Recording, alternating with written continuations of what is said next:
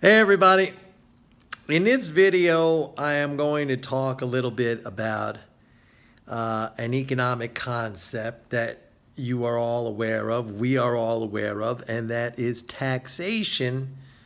And I'm going to talk about it in the context of some of the fallacies associated with taxation. Now, a common fallacy is that taxation or high taxes impede or constrain economic growth or even the size of economies. Now, I live in New York City. New York City is the highest taxed city in the United States, probably one of the highest taxed in the world. However, by the same token, New York City has by far the largest economy of any city in the United States, and it is also ranked number one in the world. It is the largest economy of any city in the world. Now, I've heard figures anywhere from 1.6 trillion up to 3 trillion. New York City. Now, just to put that in perspective, the whole entire state of Florida, has a gross product, the size of the economy, if you want to call it, of about 800 billion. So New York City is at least twice as big, New York's economy. Now, Florida doesn't even have income tax. All right. And if you compare New York City to any city in Florida, it dwarfs. What's the biggest city in Florida? Miami, right? It dwarfs. Even Texas, the whole entire state of Texas, I think it has about a 1.7 trillion. So New York City is either right on par with that or above it. Texas, low taxes. So here's where the fallacy stems from. It stems from ignoring the fact. Now again, New York City is a very, very highly taxed city, but everything that the city collects in taxes is spent right back out again. Everything it takes in, it spends right back out again. All right. Now, remember, I said that taxation does not have to impede or constrain economic growth or the size of economies. I said it does not have to. It can. In other words, if New York City, if the city collected all those taxes and then just saved that money, held on to it, the growth would suffer. But what happens in most cases is that the money is spent right back out again. Now, some of you might say, well, Mike, isn't this a form of income redistribution? Of course it is. Absolutely, of course it is. However, so are tax cuts for the rich, so are spending cuts in social programs. Those are also a form of income redistribution. And we've had a lot of that. I would say it's been all that in the United States as a nation for the past, I'd say, going almost on 40 years, where you've had tax cuts for the rich, you've had spending cuts focused on social programs.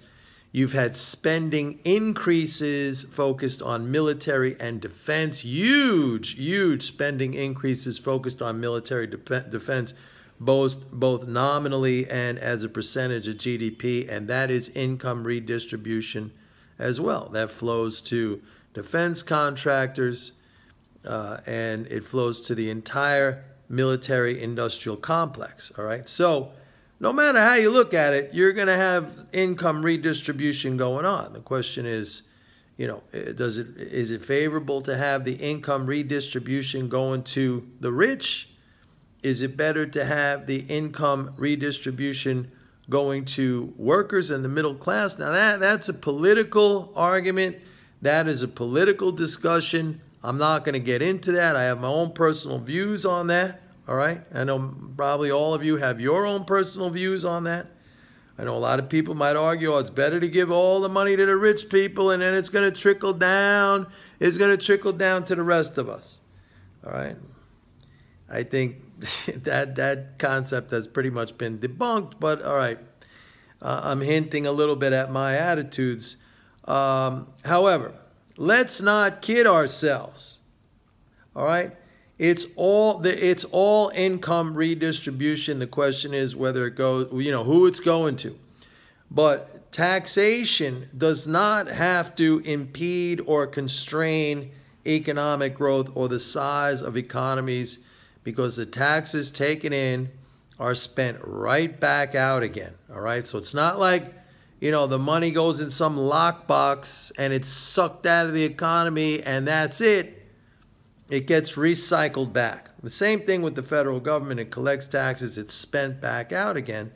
Unfortunately, it's mostly nowadays, if you look at where the growth in federal spending is coming from, it's not coming from Social Security and Medicare and Medicaid. If you look at those line items of expenditure, Social Security, which is the biggest single line item of expenditure, that's only growing about 2%, 2.5% annually. If you look at military and war, actually, military and war is just second behind Social Security, not by a lot, by about 20 billion. That's all. And if you combine military and war with payments to defense contractors, it exceeds those two things combined, which I would argue they should be combined, because it's all about one particular cause. That's the military industrial complex. That is more than Social Security, and that is growing about 10% annually. Okay, so eventually, and very soon, could be this year, this fiscal year, it's going to overtake Social Security. So that is a political decision. That is a redistribution of income towards the military industrial complex. And by the way, if you look at Medicaid, that's contracting year over year. If you look at Medicare, that's up.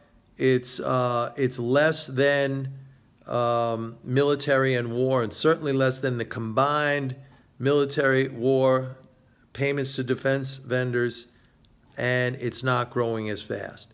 So when the taxes are spent out, now what is it called when the taxes are not recycled back out there in the form of spending?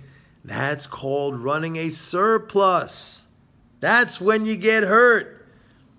That's when the government collects the taxes and just sits on it, saves it. Now, municipalities and states, they don't issue their own currency, so they have to balance their budgets, okay, or they have to borrow all the time. But most states have statutes where they must balance their budgets. So they run like a balanced budget, which means everything they take in, they spend back out again, all right? Same thing with municipalities like New York City. Everything it takes in, it spends back out again. And yes, that's an income redistribution. So, but again, it's all about income redistribution, all right? But the federal government, it runs a deficit. So everything that it takes in, it spends back out plus more. And that net amount, that deficit, is a net addition to the financial assets, you could say the financial wealth of us, the private sector, the non-government, all right? So that's it. That's how it all works, all right? I thought I'd change the subject a little bit, do a little economics, just change it up once in a while. See everybody later. Bye-bye.